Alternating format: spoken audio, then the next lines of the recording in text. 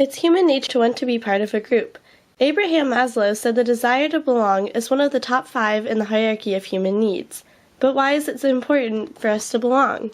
History suggests that the desire to be part of a team is evolutionary. When our prehistoric ancestors were alive, it would have made sense for them to be in groups for hunting and foraging benefits. It would be easier to take down an elephant in a group than by yourself. It was also helpful for passing on genes. The more people in your group, the better to pass on your genes. Groups were also good for survival. More people meant more protection from wild predators, invading clans, and a better chance at claiming territory.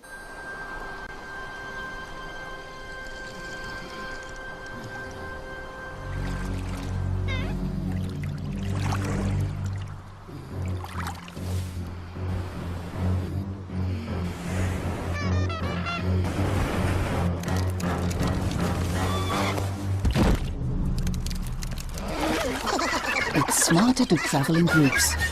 As time passed, humans worried less about trying to survive, and the human desire to belong in a group became purely emotional and social. Now people are judged by the people they hang out with.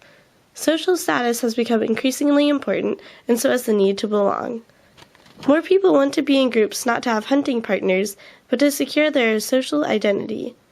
The desire to belong to a group can be seen through people's involvement with social media, such as Facebook. I think it's a basic human nature is that people want to be part of something that's bigger than them. We look at what's happened in terms of social media and how many communities it's opened up and the ability to create communities on the fly. I think that many of us have a very basic human need, is that when we get passionate about something, we want to join something that's bigger, where that passion is multiplied geometrically.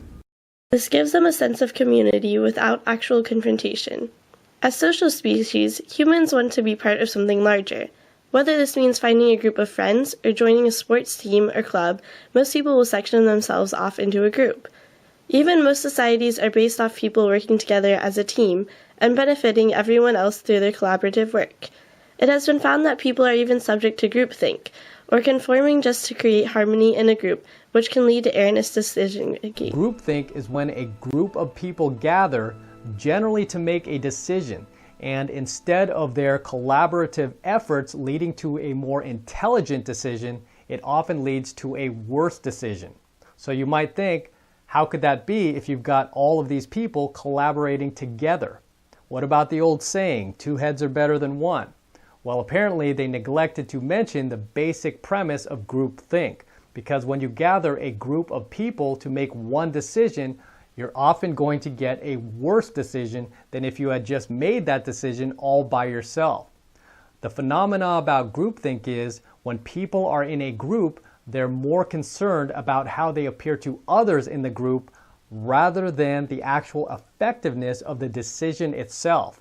Because so long as you're in a group environment where the group gets to make the decision, you'll almost always be pressured into going with the group decision, even if it's a poor decision, which it often is. And when a group is responsible for making the final decision, any dissent and any nonconformity will immediately be viewed as a disruption or disloyalty to the group. Groups provide a sense of family, friendship, purpose, and identity.